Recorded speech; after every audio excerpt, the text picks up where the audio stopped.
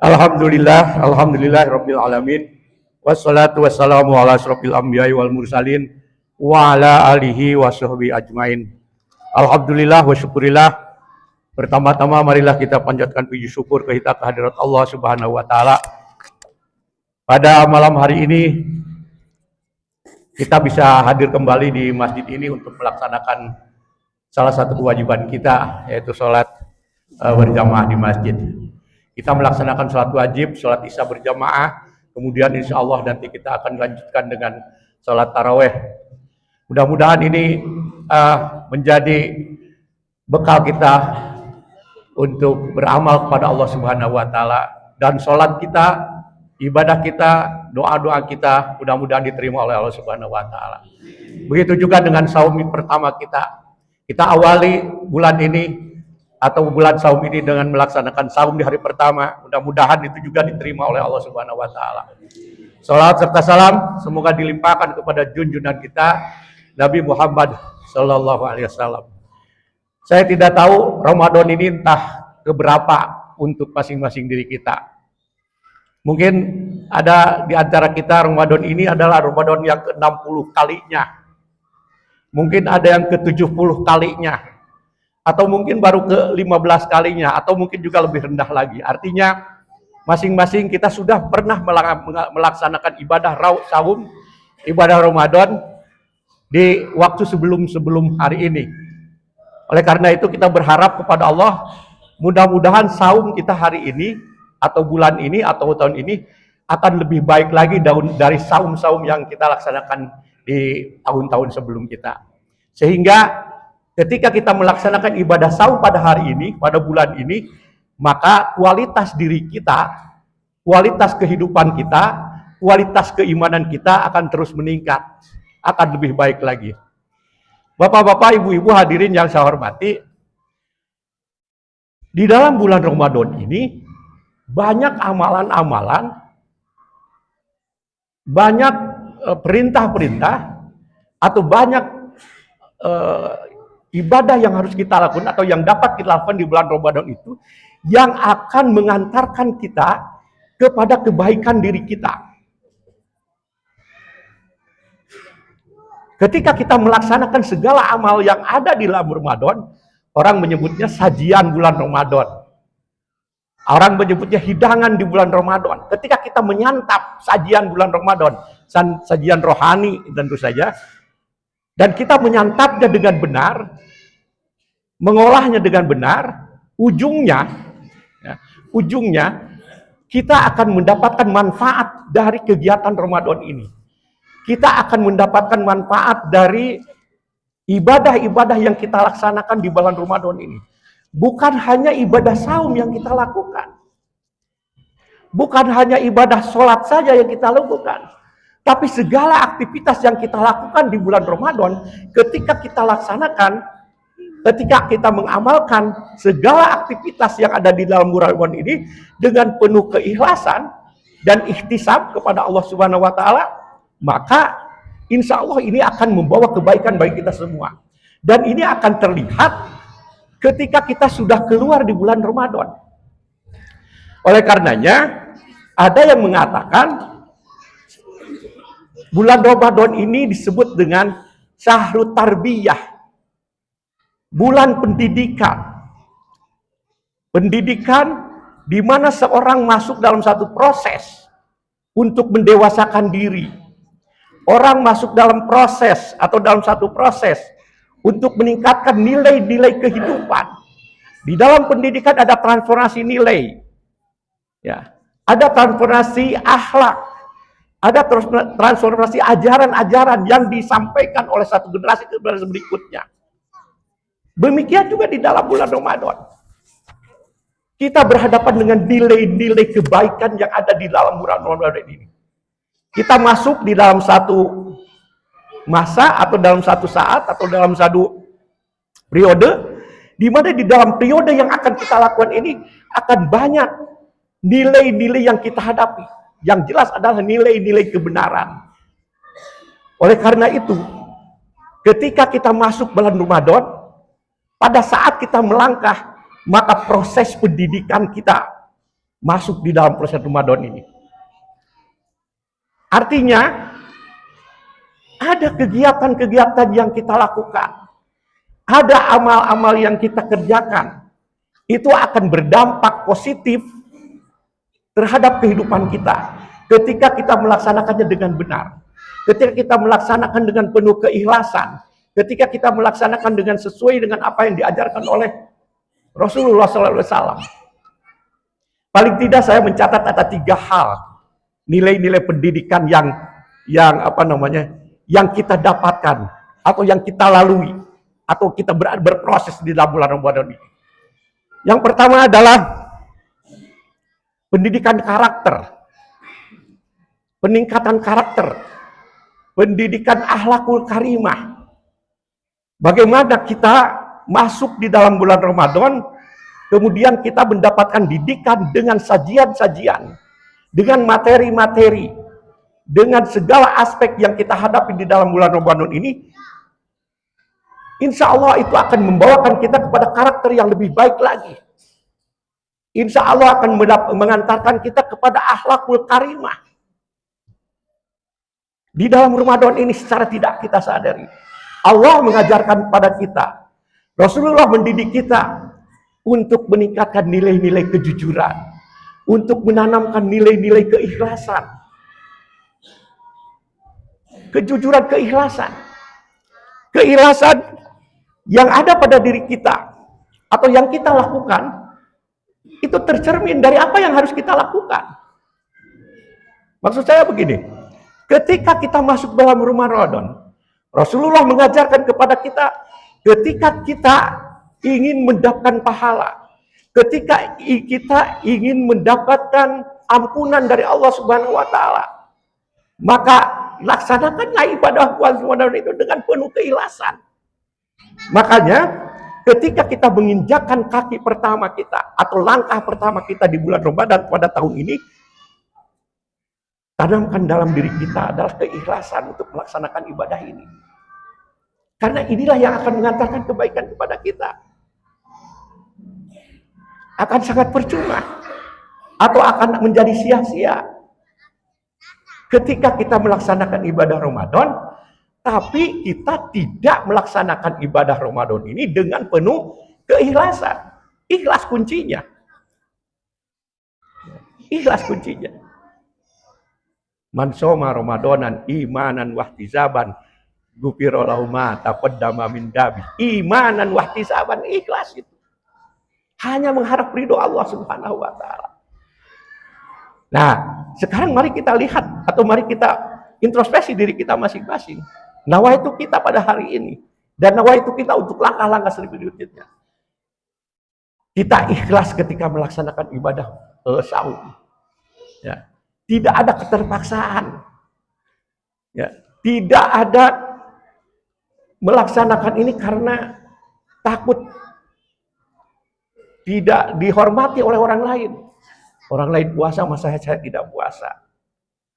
Ini kan aspek-aspek yang mungkin akan menggerus kenikmatan kita.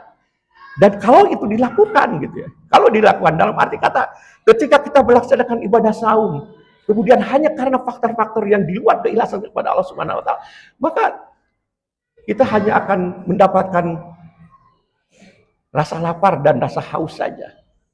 Tidak akan mendapatkan apa-apa. Makanya yang pertama, nilai yang diberikan kepada kita, yang harus kita pelajari, yang harus nantiasa kita tingkatkan adalah keikhlasan, nilai-nilai keikhlasan. Ini tercermin dari niatan kita tadi. Kemudian untuk meningkatkan akhlakul karimah, Ramadan juga mengajarkan kita tentang nilai-nilai kejujuran, nilai-nilai tanggung jawab, dan nilai-nilai yang sifatnya toleransi terhadap sesama. Kejujuran ditanamkan di dalam ibadah bulan Ramadan ini. Tidak ada satupun orang yang melakukan sesuatu ibadah tanpa kejujuran Ya, artinya dia tidak jujur dalam melaksanakan peribadahan ini, maka bisa jadi kalau tidak disertai dengan kejujuran, sama saja tadi tidak sia-sia. Sering dicontohkan, orang saum itu bisa saja menipu orang lain. Maksudnya, di hadapan orang lain, di depan orang-orang, dia akan memperlihatkan dirinya sedang saum. Tapi tidak bisa, karena kita mulai nilai-nilai kejujuran. Kita diajarkan dengan nilai-nilai kejujuran ketika kita melaksanakan ibadah saum. Kita diajarkan jujur untuk melaksanakan ibadah ini, melaksanakan saum. Jadi tidak peduli apakah diperlihatkan, apa dilihat oleh orang lain, apakah diperhatikan oleh orang lain, tidak peduli. Ketika kita melaksanakan apa yang dilaksanakan di dalam bulan saum ini, rasa tanggung jawab kita terhadap apa yang kita lakukan itu harus menjadi dasar untuk melakukan ibadah itu. Tanggung jawab terhadap apa yang kita lakukan. Tanggung jawab apa yang kita amalkan.